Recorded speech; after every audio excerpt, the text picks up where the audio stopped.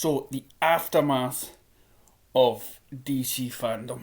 Okay, I've actually woke up feeling hungover, okay, because unlike America that had it during the daytime, that's why I've not bothered sitting at the table, putting the board up. I'm just done in. It's up to about 3 o'clock in the morning or something, 3:30, just letting everything just soak in and I want to get my reactions. I couldn't wait for the next day. I just wanted to get my ideas out there. So now that I've came down a wee bit, and I thought I would sort of just try and go over, cover everything in this video. So as it started, as the countdown on my TV started, and my boy was with us, and he was getting excited, and I thought, yes, 10, 9, 8, and then nothing happened. I went, oh my god, where is it? Are we getting it? Are we allowed to see it? And I went, why is it not? Maybe it's on the wrong thing. And at the same time, my Wi-Fi wasn't working properly, and so I thought, oh, my god, it kept on flashing and losing contact. I went, I'm going to miss it all. And then I put on this computer, and I went, right, okay, well now that sort of stops me doing a sort of real good reaction thing. So, but we watched it. We sat the computer on the chair right in front of us, and and as it started, my boy was getting excited because it's like, you hear the Superman tune, and you going through the doors. Welcome to the DC fandom. I went, oh yes, yes. And it was just it really immersed ourselves in there, and and at the same time I've got like a joiner in the house, and he's doing some work, and so I was like backwards and forwards. I couldn't do a sort of live reaction thing too much, and I'm waiting for him to call me, and God almighty, please just go away before the Zack Snyder came on. And then I thought Zack Snyder panel was right at the start, so I was like, oh no. And then so I paused it, and then I went away. Then I came back, and the computer had switched itself off. Oh, my heart sank down to the bottom. I honestly can't believe. Oh, and I was gutted. I thought, that's it.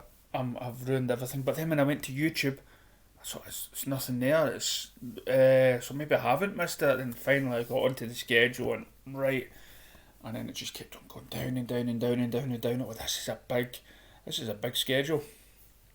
So so then I noticed it was like 10:30 at night. I said, right, we'll watch a film or something beforehand, and I put the computer to the side so, in case anything changes, that I could kind of look down and no, it's still not on. So I was really, really, really, really keen, and the film finished, and we got the computer up, and it was just fantastic. But what I saw of the DC fandom was brilliant. I mean, it got me excited once I saw the Wonder Woman panel, and Patty Jenkins, you just have to love that woman. She has such an affection for her stars and for the directors and stuff. And I kind of I chuckled a little bit because we're showing you all these cosplayers, and and by rights, as I say, nothing against anything or anybody, but I just found that a wee bit funny because I was watching the stars' reaction. So you had these like lovely women coming on, and they all had all these great costumes on. All of a sudden there was a man there wearing the Wonder Woman costume, going, beard and moustache and stuff. And I was looking at all the reactions, because it's a surprise. It's still a surprise, okay? I mean, there's nothing wrong with it, of course. There's nothing wrong.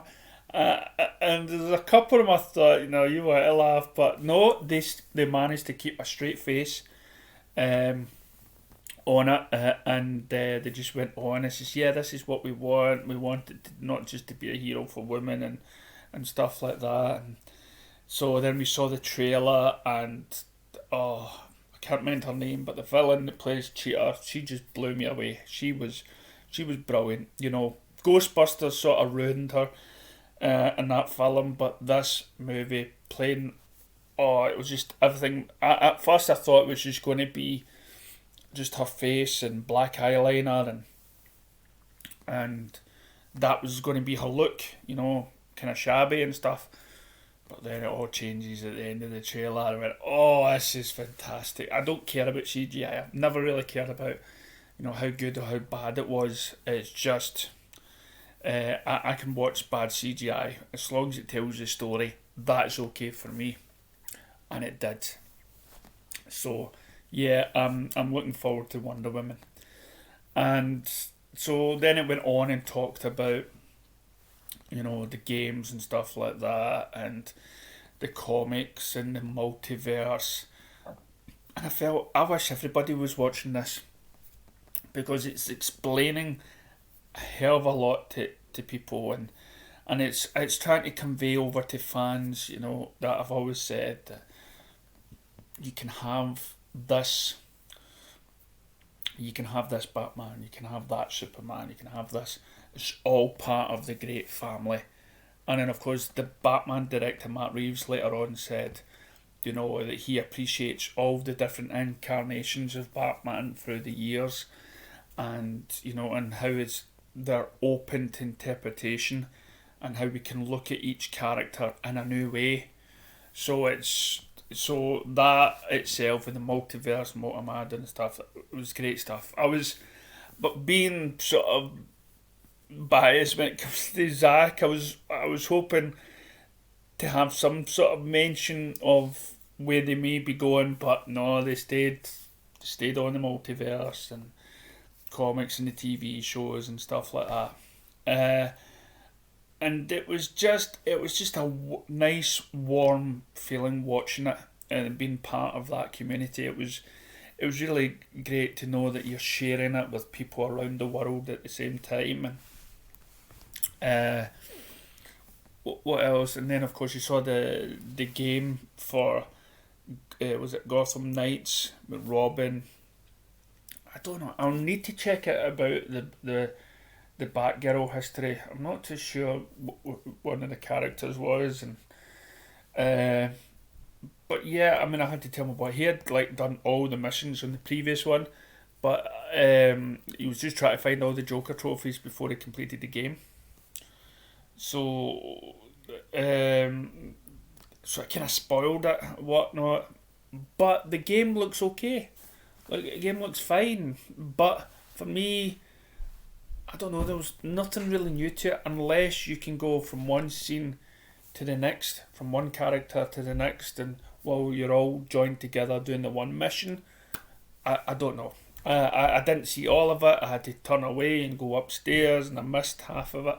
Then I came back down, having my dinner, and it was Sandman. Sandman was on. You come in. Do you want to play the Batman game? It's alright, don't worry. We don't want to play it. So then he came down, and Sandman was on. And it got me intrigued about the Netflix TV show, and it got me intrigued in the whole story art, because it seems, you know, there were some actors that I recognised there, and they had read it. And it's always great when we see actors reading graphic novels and stuff like that, and it's not just like literature or Shakespeare, they're actually reading these. So yeah, it made me interested. So it done its job. And then, as I say, then later on it went on to Zack Snyder's, it went on to all these wee cartoon bits as well, with the Justice League, wee kiddies' voice. It done a good wee cartoon of Batman Beyond, watching the 1960s Batman TV show. So I loved that. I loved ripping it right out there, out the backside. I loved that. And then of course, we got then of course Suicide Squad. Wow, what a difference in approach I'm going to be making to that movie. I loved what I saw. I saw some background, behind the scenes, camera footage. The director, I really warmed to. I liked his humour, and all the stars there. Peter Capaldi, you know, Scottish, and he even showed up the Americans and whatnot by his sentiment. A great wee laugh, but at the same time it made me think about David Ayer and the Ayer cut, and how James Gunn has sort of honoured both Ayer and Zack through this time. So yeah, I'm warming up to him and I'm warming up to the movie. So people can change, people can change. Hopefully one day Jeremy from Geeks and Gamers can warm up to the DCEU.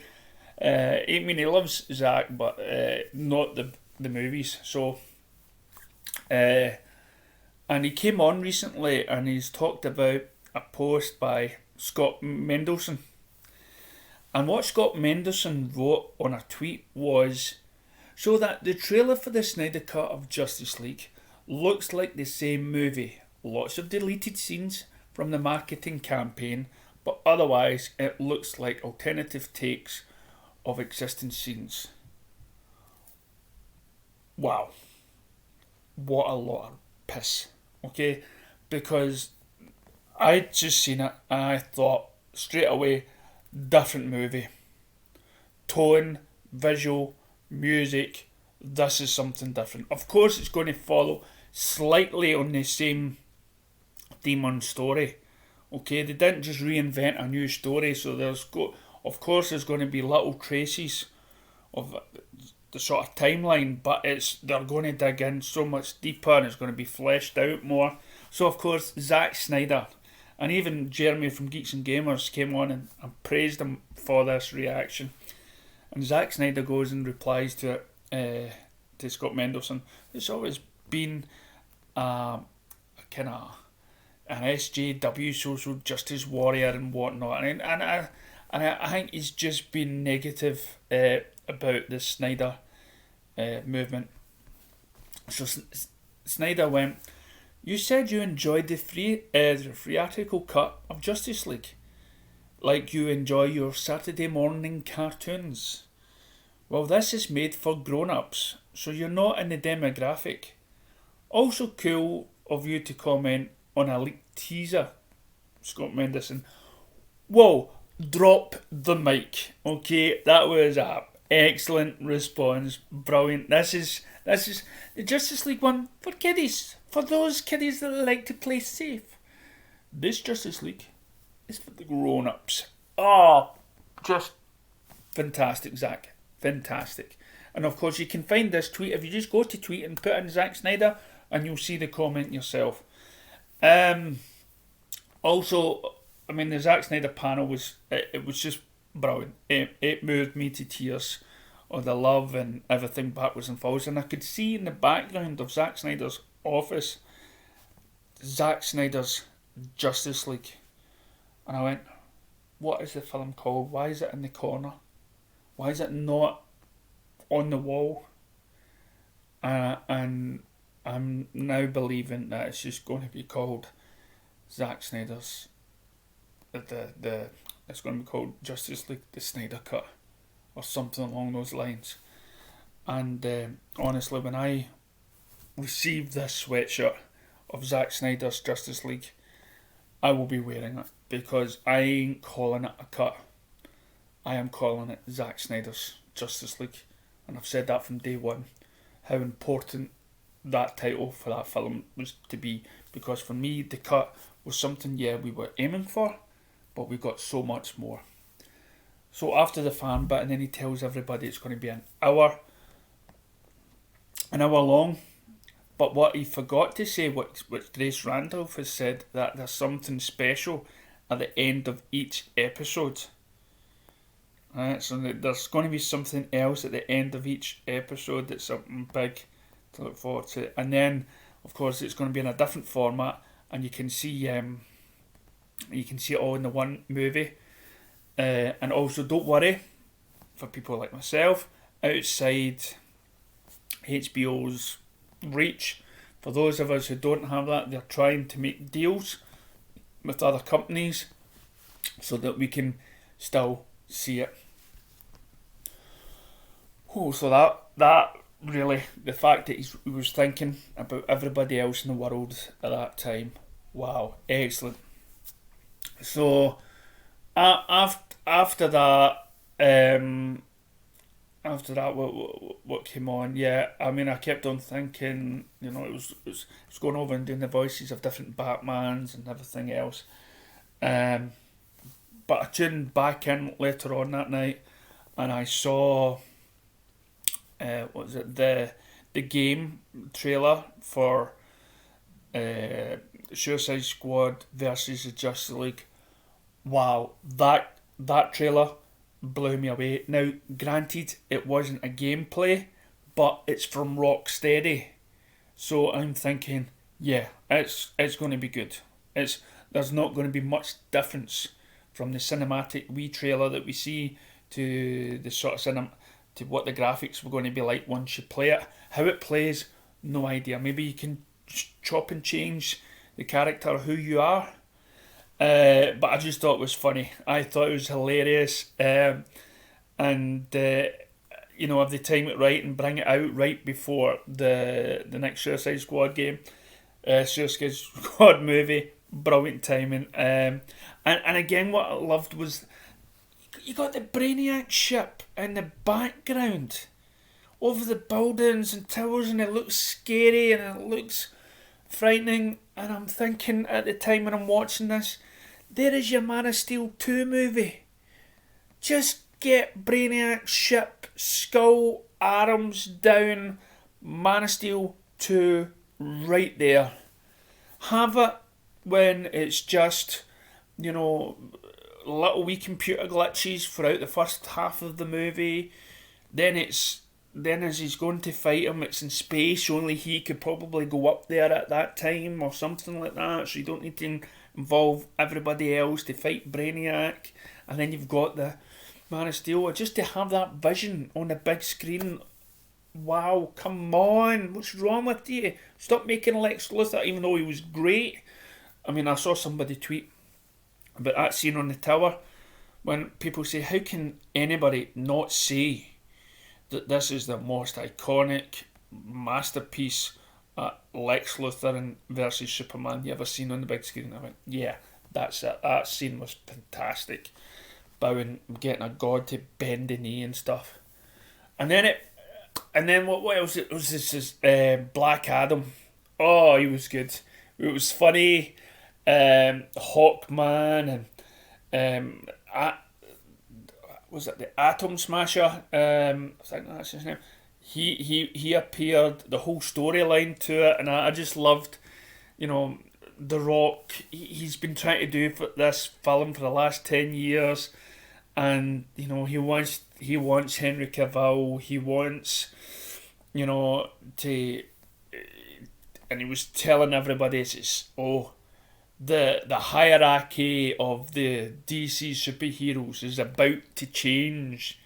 I went, oh god, yes. So it's everything to me is just looking brilliant, and the whole DC fandom. I know it still carries on. I know that there's 2 parts and everything else, and there's so much that out there for different. For fans that love the comics, for the TV shows, to the artwork, to just anything DC related, DC fandom has knocked it out of the park. So let me know, what part of DC fandom did you watch? Did it move you? Did you feel warm and fuzzy watching it? Just let us know what bits of the DC fandom did you enjoy, and what was your favourite moment of it all? Well, maybe you're part of a country that had to stay up late.